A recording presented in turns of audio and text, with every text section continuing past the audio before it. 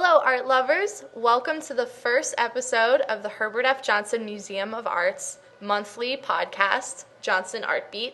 I'm Caroline. And I'm Alyssa, and we're student interns here at the Johnson working with public programming. Each month, we're going to be giving you an inside look into the happenings at the Johnson. This month, we're going to be focusing on the expansion. We sat down with director Frank Robinson to hear what he thinks about what's coming up in the new year. Thank you, Alyssa. Thank you, Caroline. It's great to be here. My name is Frank Robinson, director of the Johnson Museum, and thank you for joining us. The big news in the Johnson Museum at Cornell is, of course, our new wing. It's going to be a wonderful new wing and a renovation of the main building. The wing is going to open in about a year, in the fall of 2011. It will be 3 floors. 2 floors underground and 1 floor above ground, and will have, in addition to the entry hall, and it will have a lecture room, our first dedicated lecture room, one large gallery, 1 small gallery, a studio for teaching art making, education offices, and a great deal of new storage space for works of art, and also a library for the public and for docents, as well as restrooms and offices and an elevator. But there are a lot of changes in the main building as well. The 5th floor, our famous 5th floor, with the views out all 4 sides, with the great collection of Asian art there, that will be totally renovated. It will be 50% more space for exhibition, because the storage area there and the curatorial offices will go into the new wing. So now there will be 50% more storage, more exhibition space, and you'll be able to see the collection of Asian art in a much more rational way, from Southeast Asian art to Chinese to Korean to Japanese to Indian and Tibetan and West Asia and so forth. So it's and then there'll be other changes as well. Open storage we'll have in the main building. Open storage where we'll show hundreds of works. So it's a very exciting thing, exciting expansion of the museum. Before we have a collection of 33,000 works. Before, up to now, we've been able to show only 700 or 800 at any one time.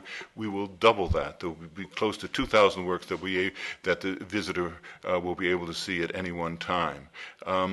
And it's been a wonderful process. The whole cost of the work has been $22 million, of which we have raised 21,600,000 or thereabouts. So we've really raised all the money. So how exactly will the $22 million be allocated? The $22 million is for construction of the new wing, renovation of the main building, and then also new cases. Cases are very expensive these days, large cases for various floors, particularly the Asian art, and then also endowment for producing income to maintain and operate the new wing, so it won't be a burden on the future. $3 million of endowment. So it's really a wonderful thing, and that will raise the profile, the excitement, the visibility, the relevance, the educational impact of the arts and the history of art on this campus. Specifically for Cornell students, how do you think that this renovation will change their interaction with the Johnson Museum? Well, it will be very exciting from that point of view. For example, on the 5th floor, the core of the high point of our collection is our Asian art, put together by Professor Marty Young, who was here for 39 years, and now by Ellen Averill, the chief curator and curator of Asian art. You'll be able to come here to this museum and teach yourself without a teacher, without a tests or tuition or anything like that, the core of Asian art, and which is so important to us. There'll be other sections for modern art. There'll be computer room where you can look things up to get further information. that will affect the student immediately. Another way that the student will be affected is in the visible storage gallery. Another direct thing, a direct impact on the student experience, will be the lecture room for 150 seats, and it will also be a retractable screen, so you can have two events there at the same time. One of the exciting, wonderful parts of this whole project is the Morgan Japanese garden, funded by the Morgan family.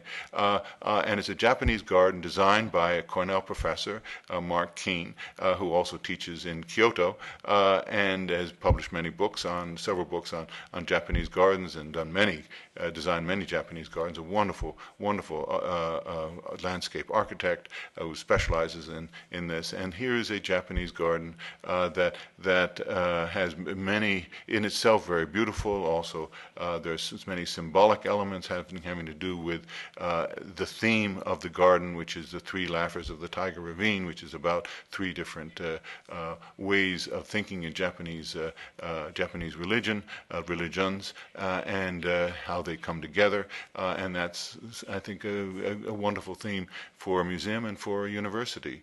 I'm sure that the 24-hour accessibility of the garden will be utilized by many students. So what are you personally looking forward to the most with the new expansion? Oh, there's so many things. I mean, I think the Japanese garden is just about as exciting as anything. But I don't know. It's wonderful to have the storage area. Wonderful to have the lecture room. I think the Japanese garden and the renovation, so to speak, and reinstallation of the fifth floor and of the Asian collection is just fantastic. Yeah, I think that's what I'm looking forward to most about the expansion. What are you looking forward to with 2011 coming up? There will be a new director. That's wonderful. I mean, after I've been here 19 years, it's time for a change for the museum to have new, fresh blood, fresh thinking, and it's a wonderful staff, extremely good staff. The fact that it's a great university and a great museum and a new wing, stable finances, we will be able to get somebody really terrific to head up the museum, and that new person plus all the elements already in place, as I've just said, particularly the wonderful staff, will mean that the museum will be embarked on an entirely new and truly exciting chapter. Thank you so much for talking with us today. It was great. Thank you. That was really great to be able to get the perspective of the director of the museum on that and about the whole expansion. I'm really excited for it. Yeah, I'm really looking forward to it too. I think that all the changes that are going to be made are ultimately going to be great. I know I'm personally really excited about the expanded exhibition space. Mm-hmm. But speaking of expanded exhibition space, we sat down with master teacher and curator Andy Weislogel to talk about his Pre-Columbian show, The Stories Objects Tell. All right, so we are here in the print room talking with Andy Weislogel, who's a curator here at the Johnson. Welcome, Andy. Thank you. So would you like to just talk a little bit more about what you do for the listeners who might not know? Sure. Well, I actually have a lot of different responsibilities here at the museum. I have a quite varied and interesting job. The primary thing that I do is work with a collection of prints, drawings, and photographs. But I also sort of have jurisdiction over some other areas of the collection, including our collection of paintings, Western paintings before 1900, and also our collections of African and Pre-Columbian. So speaking of Pre-Columbian art, we heard that you are curating a show on Pre-Columbian art. So can you talk to us a little bit more about what that's going to involve? Sure. It's going to be a permanent collection exhibition from our really sort of broad, recently expanded holdings of art from ancient American cultures. And I'm working on the exhibition with John Henderson, who is a professor in the anthropology department. He's a Pre-Columbian archaeologist and has done a lot of work in Honduras with ancient Mayan excavations. And he and I decided to do a permanent collection exhibition that sort of takes a step back and maybe examines Pre-Columbian art from the standpoint of somebody who might be coming to it newly for the first time. We've arranged the exhibition as sort of a series of questions that we feel that people who are less familiar with that type of art might ask if they were coming to it for the first time. So, for example, we have a number of pieces that relate to food, to eating and drinking in Pre-Columbian cultures.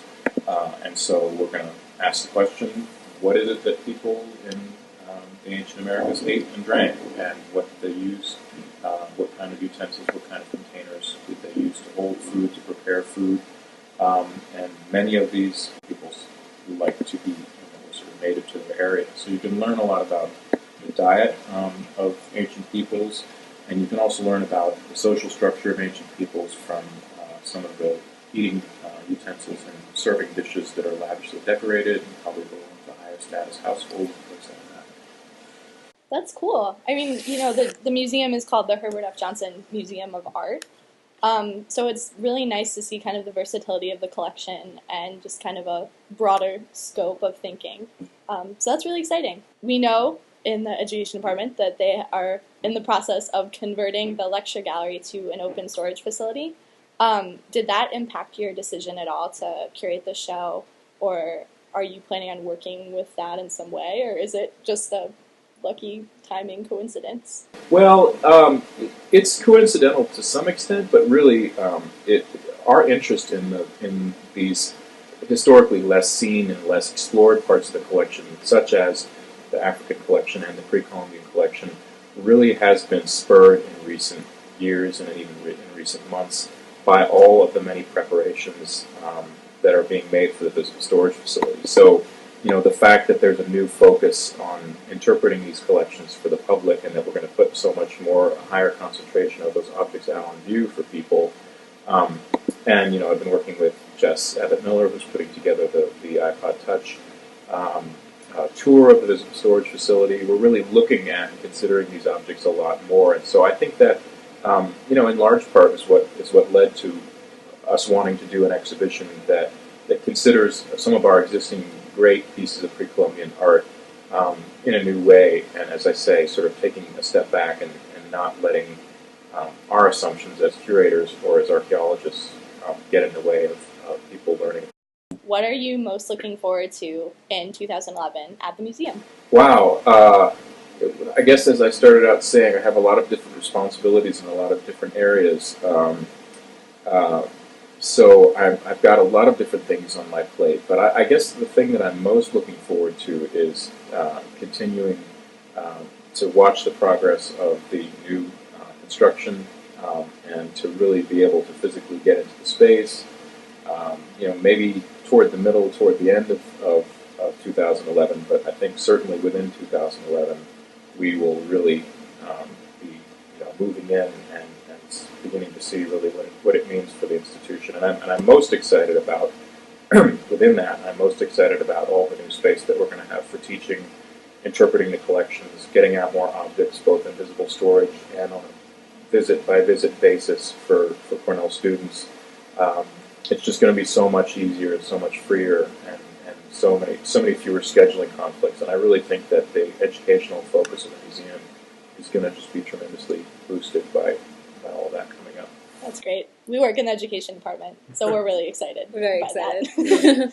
Well, thank you so much for taking the time out to talk to us. We understand that you're really busy with all your planning going on, so we really appreciate it. Hey, it's my pleasure. Absolutely. Thanks. Thank you. The show we talked to Andy about is up at the museum right now, and it looks really great. I hope you guys all come in to check it out and check out all the other things that are happening at the Johnson. We're open from 10 to 5, Tuesday through Sunday. Admission is always free. And if you want to learn more, just check out the website, www.museum.cornell.edu. Stay tuned for next month's episode. We're going to be talking about student participation and involvement at the museum. Thanks for listening.